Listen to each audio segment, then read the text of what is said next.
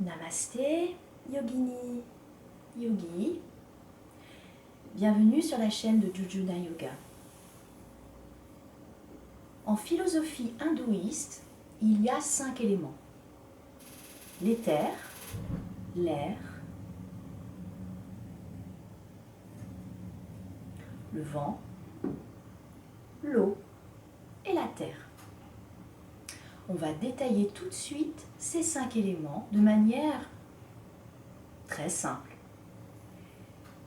Donc, lors de la première vibration cosmique, il y a eu une très grande vibration cosmique dans la philosophie indienne.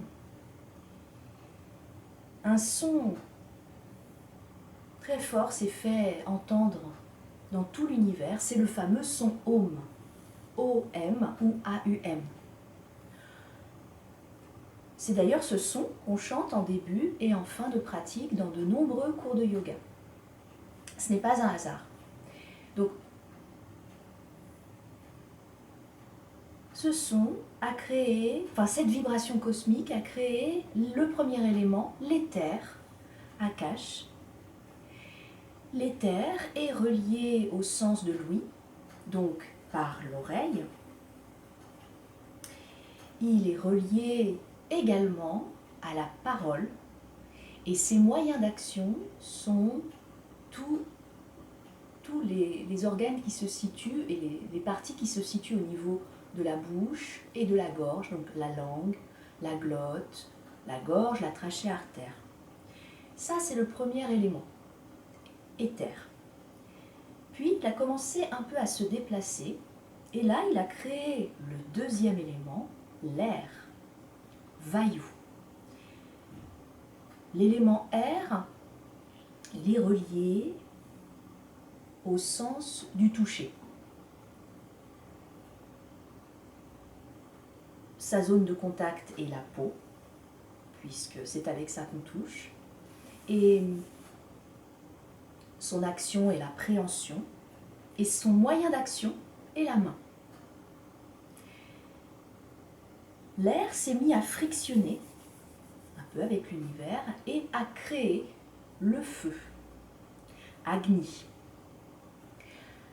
Agni est relié au sens de la vue par les yeux et également, assez étrangement, son action est la marche et son moyen d'action, nos pieds.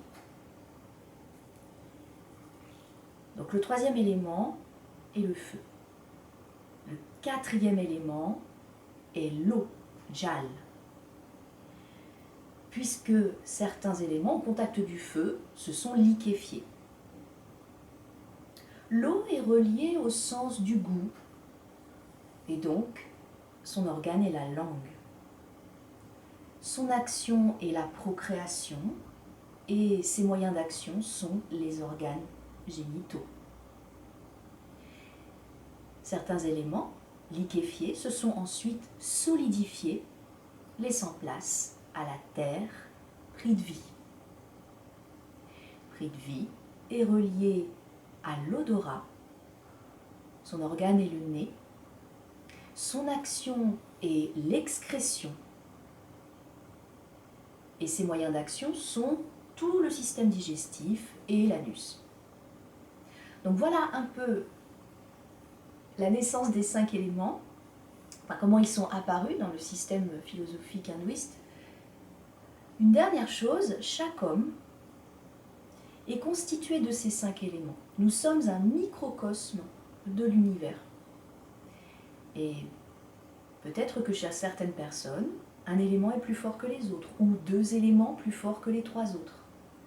Et donc, le but est d'essayer d'équilibrer tous ces éléments pour ne pas qu'il y en ait un qui soit complètement prédominant. Donc, c'était un petit chapitre sur les éléments dans la philosophie hindouiste. J'en prépare un autre pour très prochainement, lié plutôt au yin yoga, les 5 éléments dans le Tao. Donc on est plus dans la Chine cette fois-ci.